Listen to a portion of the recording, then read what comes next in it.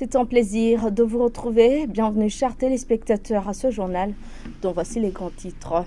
À la page coopération, le Premier ministre burundais Alain Guillaume Bunyoni a reçu en audience ce mercredi Damien Mama, coordonnateur des Nations Unies au Burundi. La nouvelle approche de la coopération au développement était le sujet à l'ordre du jour.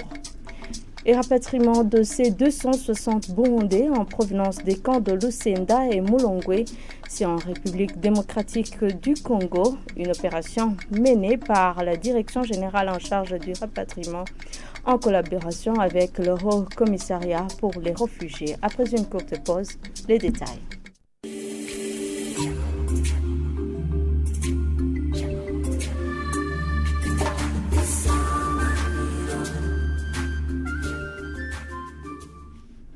Bienvenue encore une fois. Clôture ce jeudi de la session parlementaire d'avril à l'Assemblée nationale. Le premier vice-président de l'Assemblée nationale a précisé que 20 projets de loi ont été adoptés au cours de cette session. Dr Sabine Nakarutimana a aussi précisé que l'Assemblée nationale soutient les réformes du gouvernement dans la budgétisation des finances publiques en passant du budget moyen vers le budget programme. Suivez-la. En matière de législation, 20 projets de loi ont été analysés et adoptés, à savoir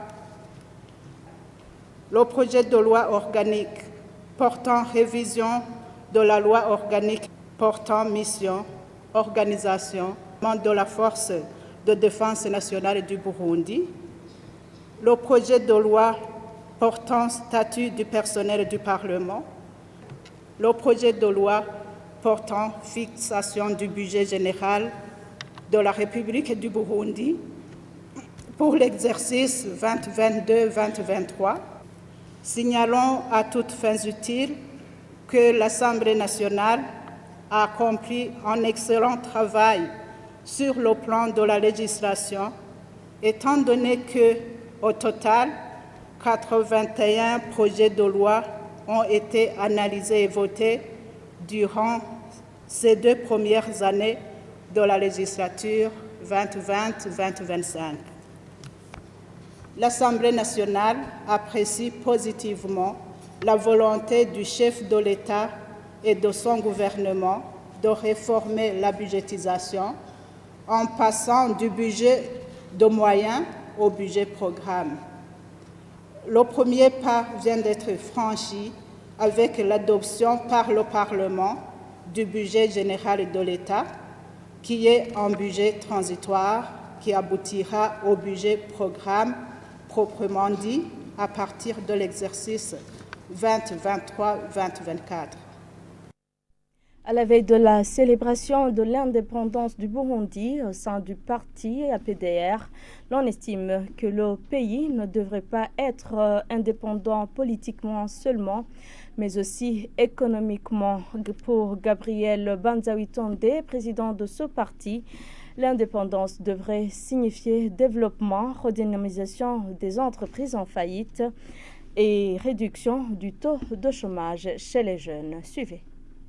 Aujourd'hui, le Burundi, à travers les impôts et les taxes, est capable de satisfaire quelques besoins nationaux. Ici, on peut citer par exemple les salaires, mais aussi la survie du pays. Et aussi, le Burundi a une image internationale. Aujourd'hui, le Burundi a des ambassadeurs à l'extérieur.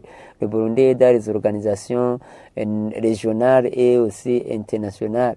Malgré cela, la lutte continue. C'est pourquoi le parti APDR sollicite que le budget national devrait être orienté au côté développement, surtout à rétablir ça et à réhabiliter les entreprises du gouvernement de l'État qui sont aragonés. Ici, on peut citer par exemple Onatel, Kadebu, il y a Indubu, il y a Kojerko, il y a Kotebu, il y a Inabu, il y a RPP. Toutes ces entreprises devraient être renouvelées pour donner la chance à la création de l'emploi chez les jeunes. Pour cette occasion, demander au gouvernement la suite des barrages hydroélectriques. Depuis 2006, nous entendons la construction des barrages hydroélectriques, mais jusqu'à maintenant, aucun barrage fonctionnel. Et vous voyez aujourd'hui, avec des stages intenses, ça bloque le développement du pays. Je vous le disais en titre, le Premier ministre burundais Alain Guillaume Bunyoni a reçu en audience le coordonnateur des Nations Unies au Burundi, Damien Mama. C'était au palais Ntarerushatsi ce jeudi. Dans une interview accordée aux journalistes, le coordonnateur résident indique que leurs discussions ont porté surtout sur la nouvelle approche de la coopération au développement. Suivez-le. Ça a été l'occasion pour moi de briefer son Excellence, Monsieur le Premier ministre, sur le travail du système des Nations Unies. Le système des Nations Unies ici au Burundi, qui est composé de 7 organisations et entités qui sont présentes ici. Et j'ai eu également l'occasion de lui faire le point de l'évolution de la formulation de notre nouveau cadre de coopération au développement durable.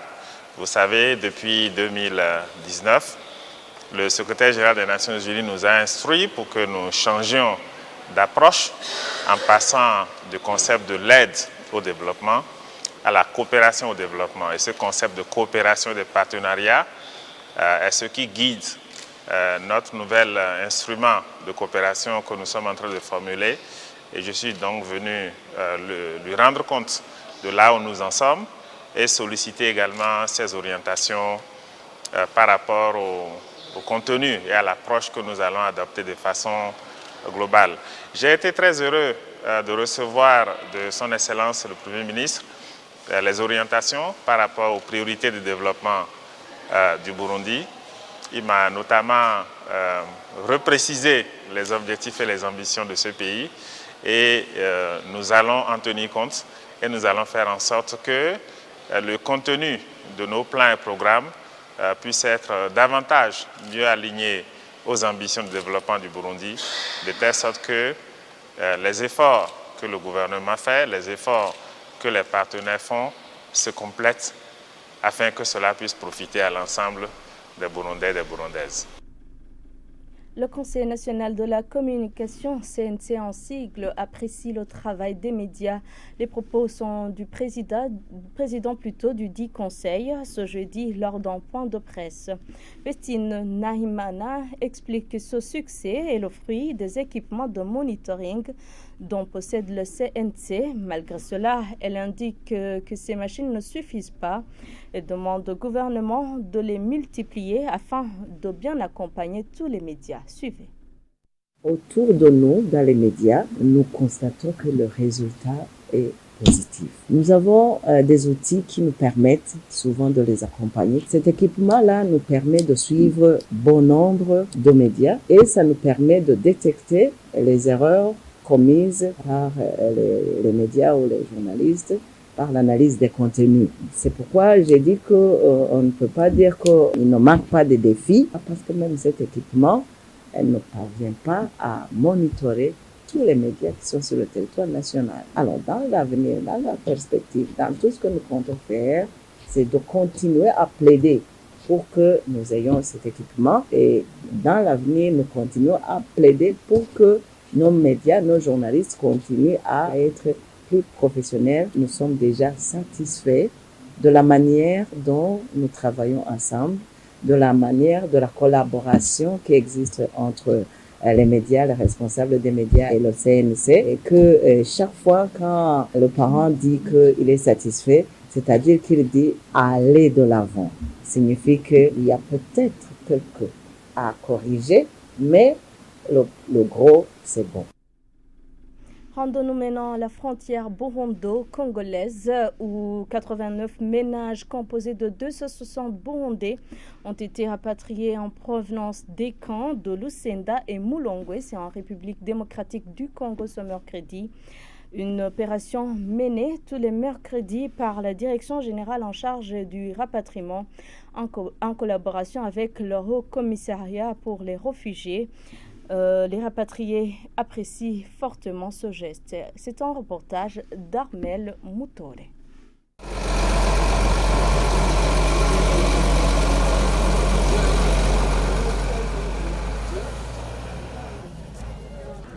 C'était ce mercredi aux environs de 11h30 qu'ont été accueillis à la frontière burundo-congolaise de Gatumba 260 réfugiés burundais en provenance des camps des réfugiés de Lusenda et Mulongwe en République démocratique du Congo. Une activité effectuée par la Direction générale du rapatriement, de la réinsertion et de la réintégration des rapatriés en collaboration avec le Haut Commissariat des Nations Unies pour les réfugiés HCR.